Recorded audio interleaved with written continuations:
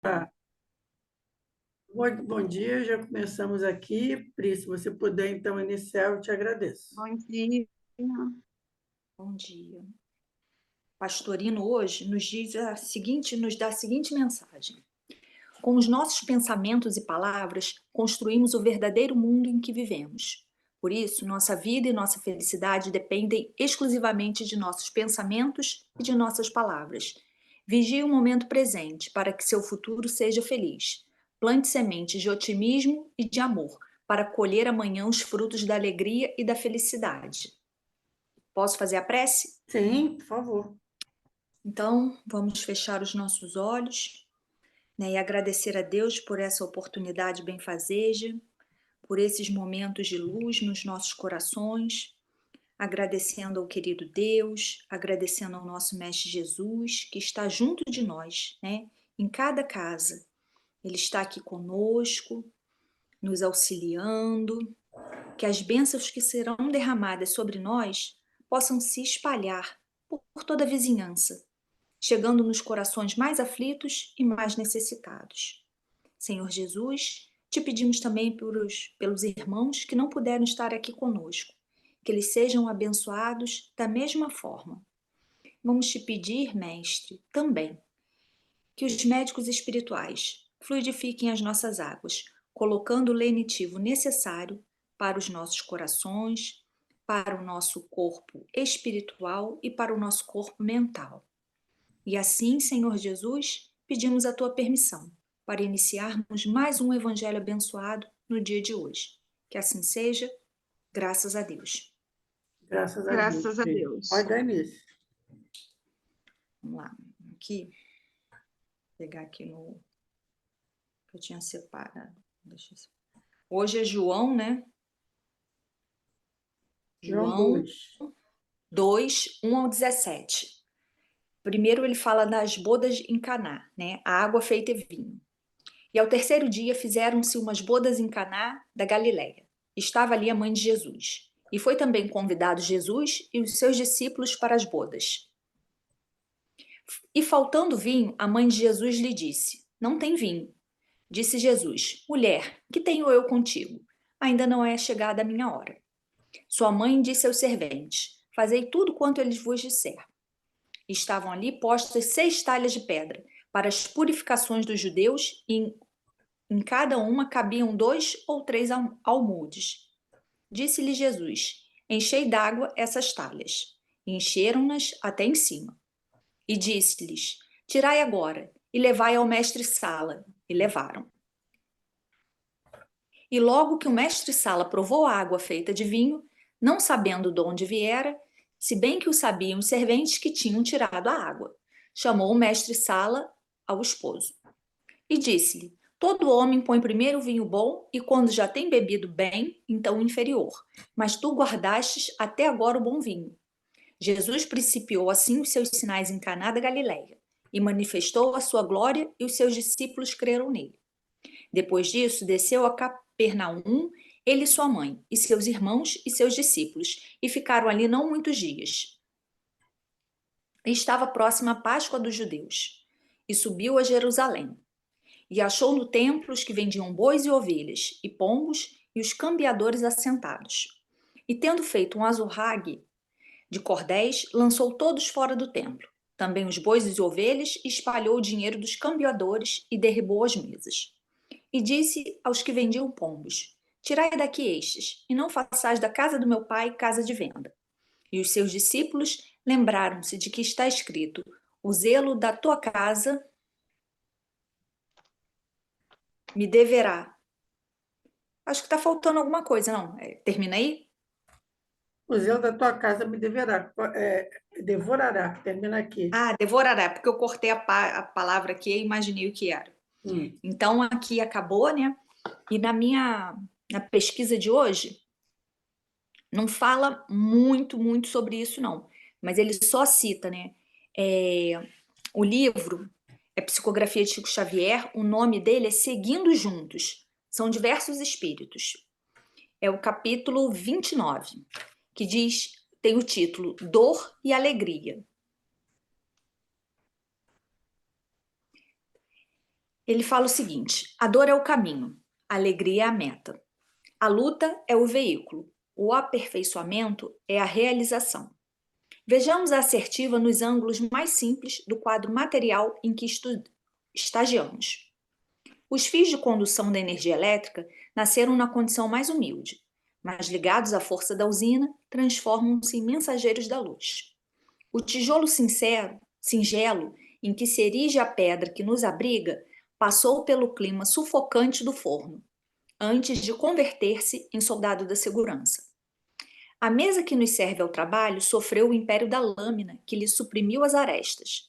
No entanto, é presentemente um altar da cultura, em que se acomodam o entendimento sadio e a vibração da fraternidade, o livro edificante e o calor da oração. As rosas que nos emolduram a noção de beleza, muitas vezes são herdeiras do estrume.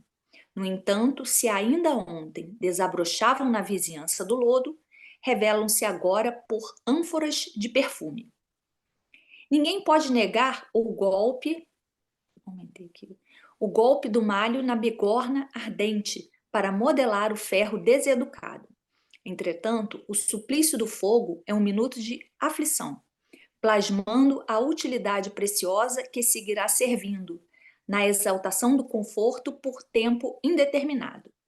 A semente na cova padecerá constrição e isolamento. Contudo, após dias breves de asfixia e inquietude, elevar-se-á generosa por árvore dominante, a exalçar-se nas cores da primavera e a contribuir no tesouro do pão. Em verdade, é preciso lutar para superar-nos. Entretanto, é indispensável contemplar os cismos, se nos propomos a atingir o templo solar. Fixar demasiadamente a noite é perder a visão do dia renascente. Buscar a revelação da aurora é alijar o grilhão das trevas. Realmente, o Evangelho de Jesus é um poema de trabalho e sacrifício. Aqui não faltam a enfermidade e o desespero dos homens, com a flagelação e a cruz para o emissário divino. Todavia, a boa nova do Cristo começa nos cânticos das legiões celestes, acompanhados por vozes angelicais de pastores. Aí ele fala, Lucas 2:1, consolida-se numa festa esponsalícia em Canaã. Aí João 2:1, avança com as esperanças e com júbilos dos penitentes aliviados. Detém-se nas fulgurações do Tabor. Mateus 17:1. E termina com a ressurreição do Mestre inolvidável em pleno jardim. Mateus 28:1. Cultivemos otimismo e serenidade, coragem e bom ânimo, acima das lições que nos reserva o caminho, de vez que toda nuvem chega e passa, toda tempestade surge e desaparece, porque diante de Deus, que nos criou para a imortalidade triunfante, só a luz e a alegria querem a eternidade, a gloriosa eternidade. Então ele fala aqui dos sacrifícios, né, de quem segue Jesus. A gente passa pelos sacrifícios, passa pelas dificuldades, mas a gente tem que se lembrar, né? Que acho que tem muito a ver com o que Pastorino diz no início, a gente manter o nosso pensamento elevado, manter a nossa harmonia, porque é isso que ele vem falando, né? Quando ele fecha aqui, acho que esse último parágrafo ele fecha assim, de uma forma muito bonita, né? Para a gente cultivar o otimismo e serenidade, coragem e bom ânimo, né? Porque as provas vão passar, né? As dificuldades vão passar, a nuvem, né? O dia está ensolarado, aí aparece uma nuvem e o sol não está aparecendo, mas essa nuvem chega e passa, né? A tempestade surge e desaparece, porque Deus nos criou para a felicidade, né? Todos nós estamos fadados à felicidade. Pode levar mais tempo ou menos tempo, né? Cada um tem o seu tempo, mas todos nós fomos criados para isso. Então, assim, é uma mensagem de muita esperança e de muita fé, né? A gente tem que ter fé em Jesus, em Deus, fazer a nossa parte e esperançar sempre. Eu vou fazer um comentário rápido, tá? Até porque achei até que eu estudo aqui na parte pastorina, deu umas 2 páginas. Mas não dá para deixar passar, porque você, quando já começa o comentário, falando que a dor é o caminho. E quando o pastorino lá está lá falando a gente se manter equilibrado, em harmonia, o pensamento positivo. É justamente a dor é o caminho, porque a gente não consegue se manter equilibrado, em harmonia com esse pensamento elevado. Porque a gente, em 2022, já não era para a dor ser o caminho. A dor é o caminho, é o tal que a gente diz que a gente aprende ou pela dor ou pelo amor. A gente precisa que a dor seja o caminho, porque a gente não sabe trilhar o caminho do amor ainda. A gente só sabe trilhar o caminho do amor, entre aspas, que é o amor egoísta, da paixão, dos amores pessoais. Minha família, meu isso, meus amigos, minha vida. Porque se a gente aprendesse, se tivesse já aprendido esse amor fraternal universal, a dor não seria mais o caminho, o amor que seria o caminho. Então, não podia deixar passar isso de jeito nenhum, porque realmente é aquela coisa de mostrar o quanto que a gente ainda está longe do nosso ideal.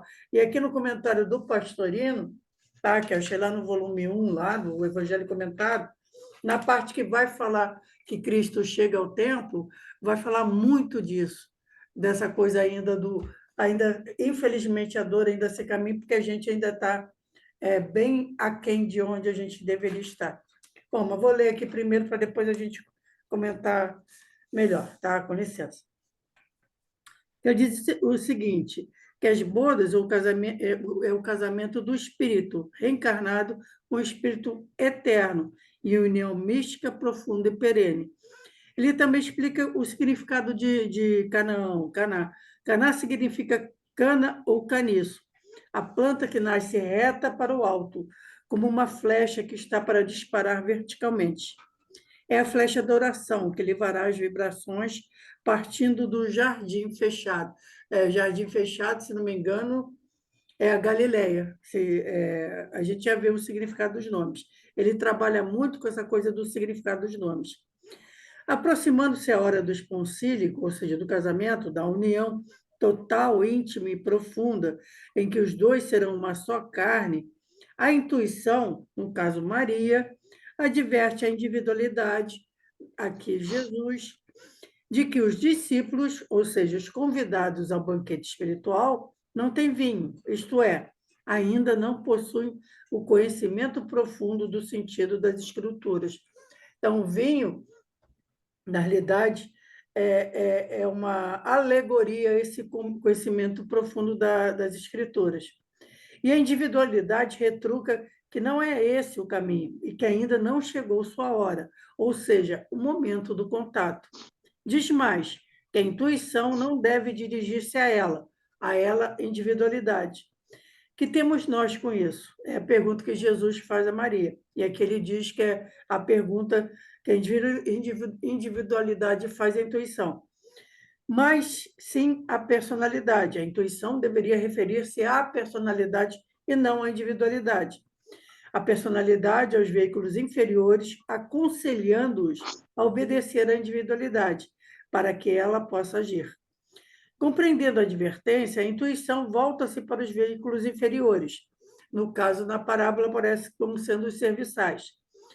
Mas, na realidade, que são o corpo físico e o duplo etérico. O duplo etérico é onde ficam as nossas sensações, as emoções e o intelecto que se servem ao espírito, à individualidade.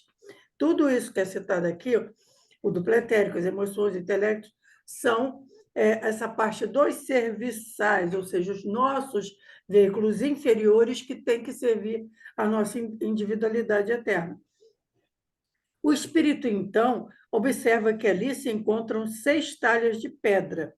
Esclareçamos o sentido dos termos. Pedra exprime a interpretação literal das Escrituras. Moisés recebeu os mandamentos gravados em pedra. Água simboliza a interpretação alegórica dessas mesmas Escrituras, o sentido extraído da letra. Moisés feriu a pedra e dela saiu água. Isso está em Êxodos 17, 6. Vinho é a sabedoria profunda, o sentido simbólico, místico e espiritual, que inebria os sedentos da verdade e que alegra o coração, a mente da criatura. Isso a gente também lê em Salmo 104, 15. Juntamente com a música, a mais sublime das artes. Quando a doutrina não é pura, Isaías o revela com estas palavras: o teu vinho está misturado com água. Isso está com Isaías 1, 22.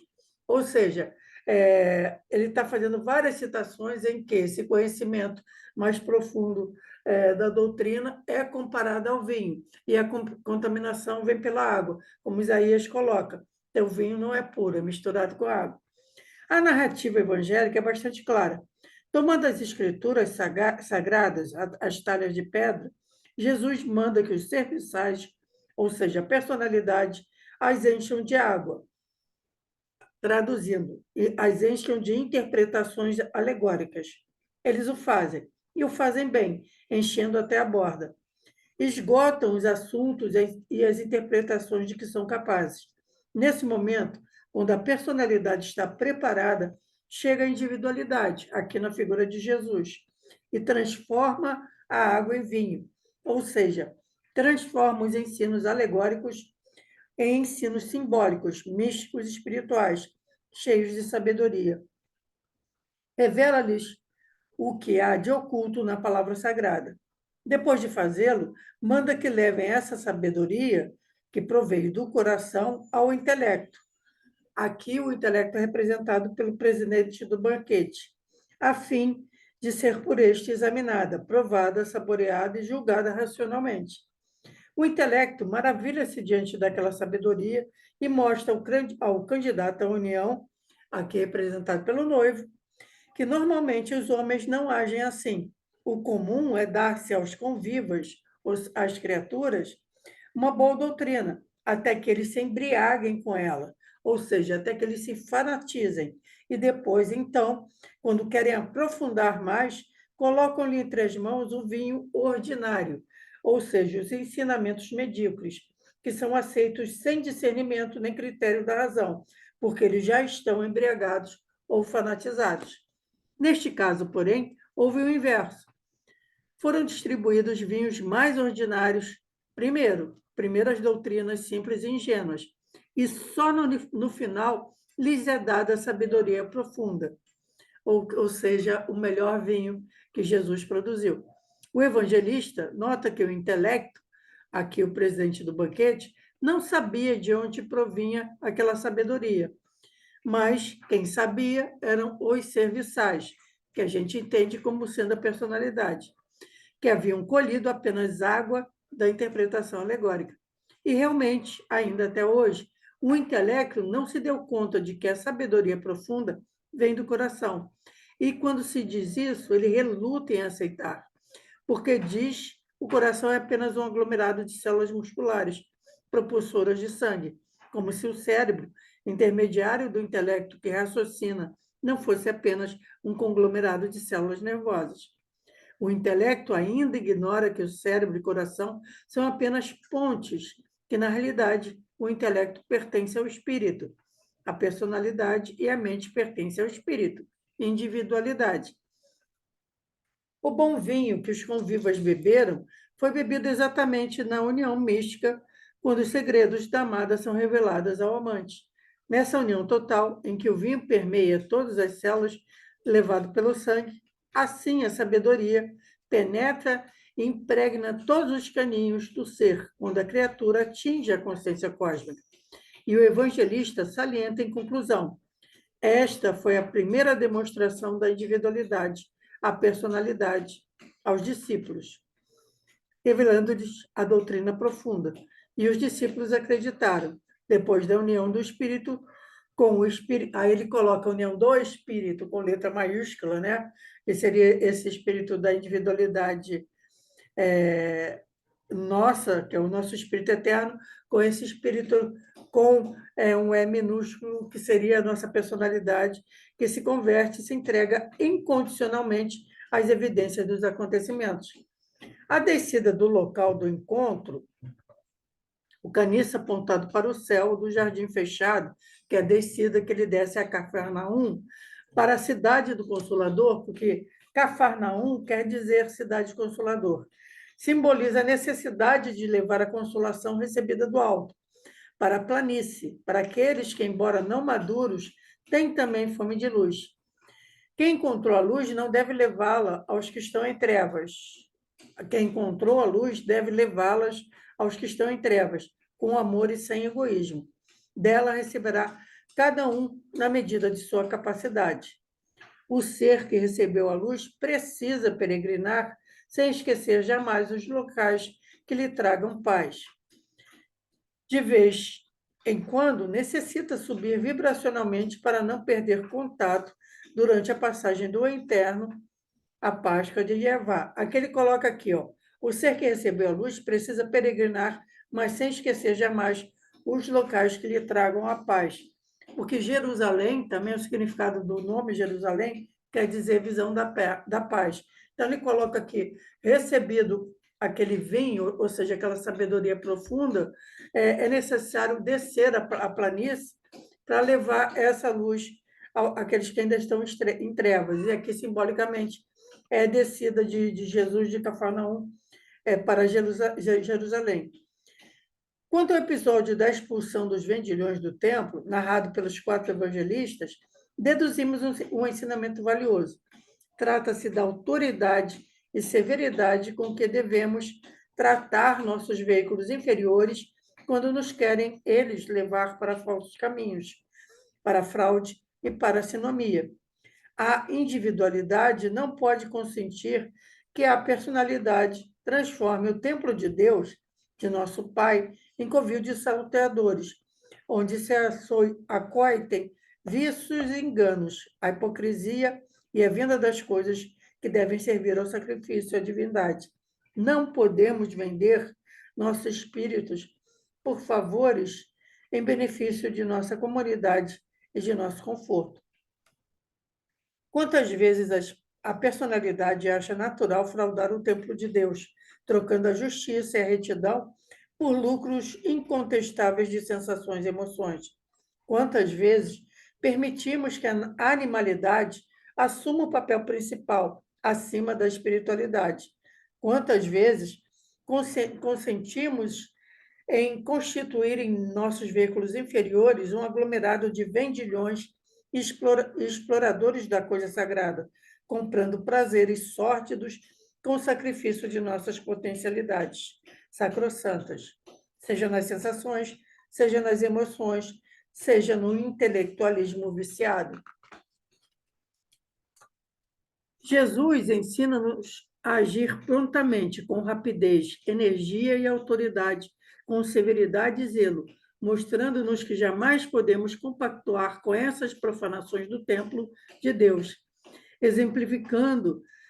Exemplificamos que, se necessário, usemos um chicote de cordas para expulsar o animalismo, a covardia, o comodismo, a falsidade, a agiotagem dos cambistas que trocam o reino dos céus pelos bens da terra, que sacrificam as riquezas imperecíveis por gozos momentâneos e ilusórios, que nos atrasam a caminhada e aprofundam no solo, pelo qual caminharemos, espinhos dolorosos que colheremos nas estradas futuras. Energia, sim, rigor, intransigência, autoridade irretratável, dureza incomplacente com todos os veículos inferiores que devem servir ao espírito e não escravizá-los a seus caprichos, a seus prazeres, a suas loucuras. Mesmo sem violência contra eles, jamais fraquejar nem amolecer. A energia deve ser varonil e autoritária. E aqui, nessa última parte, isso se liga ao nosso estudo anterior, que a gente está falando sobre a negação do Cristo. Lembra que a gente falou que a gente negava diariamente o Cristo também em nós? Quando a gente, ao invés de se voltar para as coisas espirituais, a gente vivia ligado às coisas materiais. Aqui ele está indo até mais profundo, ele está chamando os nossos veículos inferiores, as emoções descontroladas, o sentimento mal direcionado, o intelectualismo vicioso, como vendilhões do templo, vendilhões da nossa necessidade de evolução espiritual. A gente está usando a encarnação, quando a gente se permite levar por esses serviçais viciosos, a gente está permitindo fazer com que eles tenham as rédeas da nossa existência, esquecendo e vivendo, isso tudo aqui se refere à materialidade, esquecendo que, na realidade, quem deveria ter as rédeas, né, durante a nossa encarnação é o espírito, é o interesse espiritual, porque isso aqui é uma experiência de aprendizagem e evolução espiritual, mas a gente acaba, na maioria das vezes, transformando ou fazendo muita força para transformar numa experiência de gozos materiais. A gente quer conforto, a gente quer prazer, e prazeres, quando eu digo prazer, prazeres físicos das mais diversas espécies, desde o prazer sexual ao prazer de uma boa comida, etc. e tal. Isso tudo que vem com o conforto físico. E esquecidos, e aí, quando a gente age assim, a gente está se entregando aos vendilhões do templo. Os nossos veículos inferiores que estão procurando mais esse prazer material do que preocupados com a evolução espiritual. E, nesse sentido, acaba indo de encontro ao que a gente estudou da outra vez, que é a coisa de negar Cristo constantemente. O que você acha, Pri? Kátia não vai falar primeiro, não?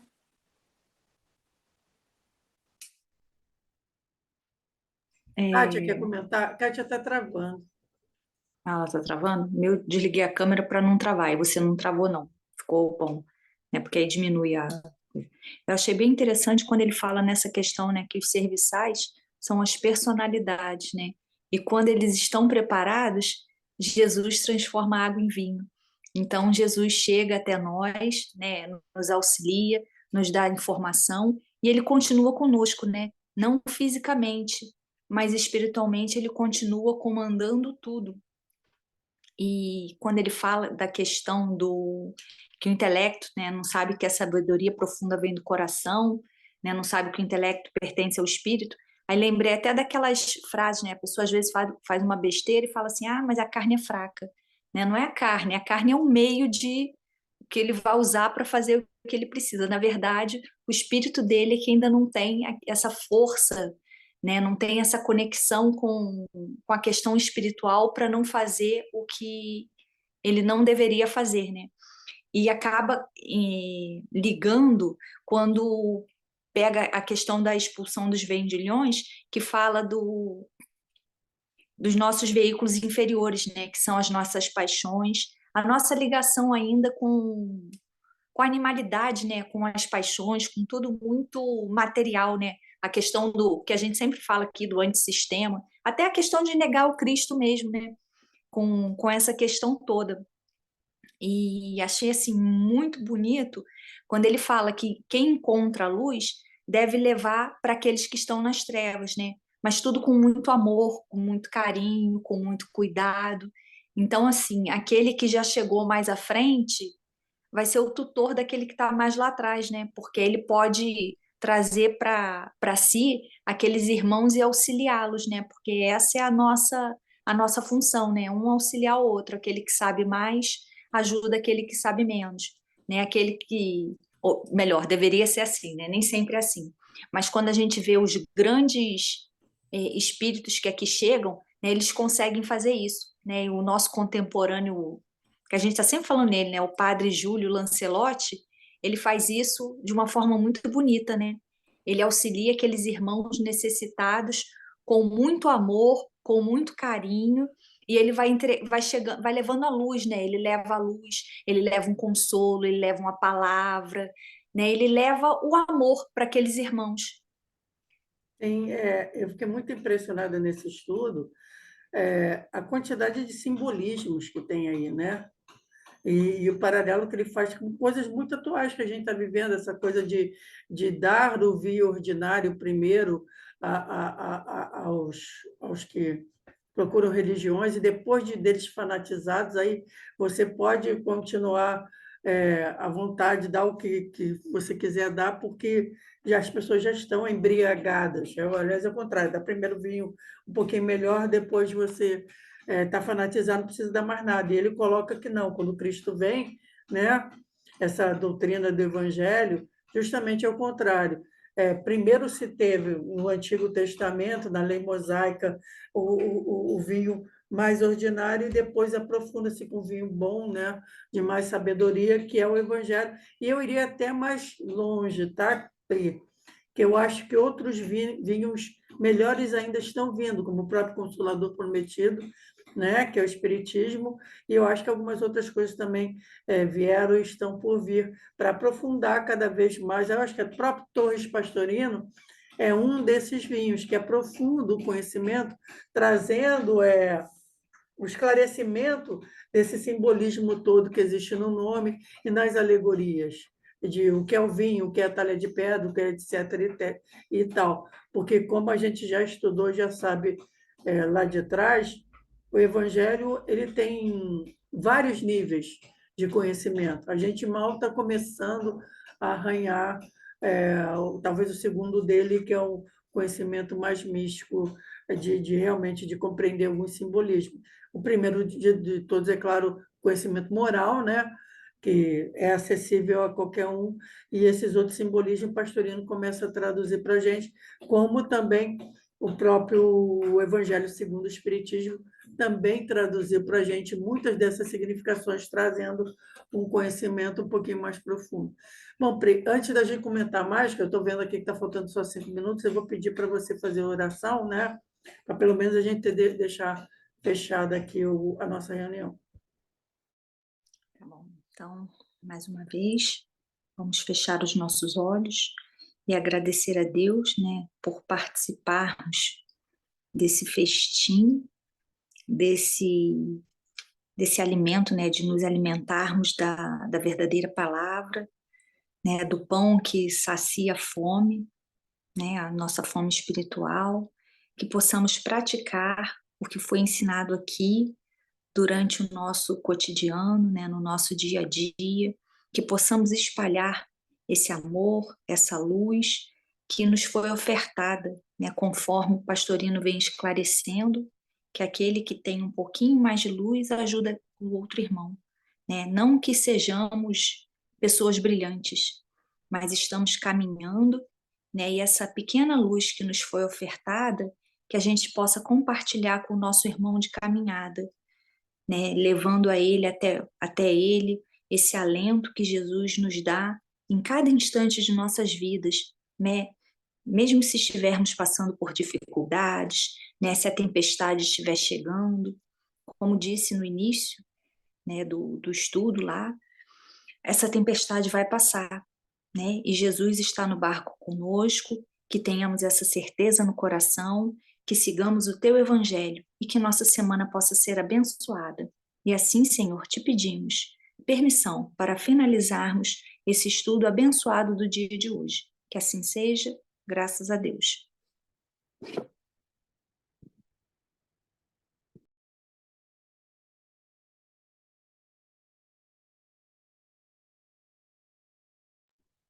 Cris, está sem som. Eu queria pedir também que Jesus, em sua infinita misericórdia, entregue esse vinho transformado por ele, que é a sabedoria profunda do Evangelho, seja entregue às consciências profundas de todos os brasileiros, para que todos possam fazer a melhor escolha, uma escolha de amor, nessa semana, nessa nossa eleição tão crucial. Peço até desculpa por entrar por esse assunto depois da gente ter terminado, mas eu acho que é um momento grave, a gente tem tudo a ver com o Evangelho, porque só trilhando o caminho do amor, né, é que a gente chega a algum lugar mais importante. Vou aproveitar, ainda faltam 2 minutos.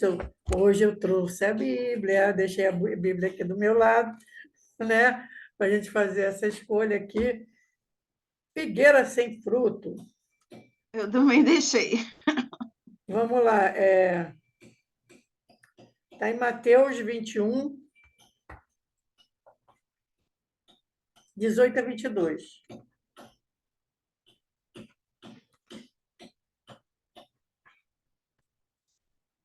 E a gente ainda tem uns 2 minutinhos. Quer comentar alguma coisa, Kátia, Príscila? Não? Perfeito. Então, agradecer a companhia de vocês, porque acho que foi um excelente estudo, né? Lembrando para a gente isso, de dominar os nossos veículos inferiores e, como estava no outro estudo, de não negar o Cristo em nós, lembrar o que está vindo para sempre, sempre esse alerta, porque o ensinamento primeiro é para nós, sempre. que a vida é uma experiência espiritual vivida na matéria. Então, estamos aqui por uma experiência espiritual, trazer sempre a certeza de que o espírito é mais importante. A gente vigiar muito para não ficar se entregando a uma perseguição por uma materialidade, por esse conforto, sem deixar que os serviçais, como ele coloca aqui, os veículos inferiores, se tornem vendilhões do nosso templo maravilhoso, que é o nosso espírito, que a gente saiba sempre focar nisso. A vida, estar viva, a encarnação, é um presente, é uma oportunidade maravilhosa de desenvolvimento espiritual e não de prosperidade material. Isso eu acho que é o mais importante que a gente vem aprendendo aí nessas 2 últimas lições. Não negar o Cristo em nós, seguir o Cristo em nós, colocar essa necessidade de seguir o Cristo, que é evoluir espiritualmente, ter como isso como foco e prioridade na vida da gente. E com se tentar, com tanto convite que a gente recebe hoje em dia nessa era digital, tentar deixar essa vida material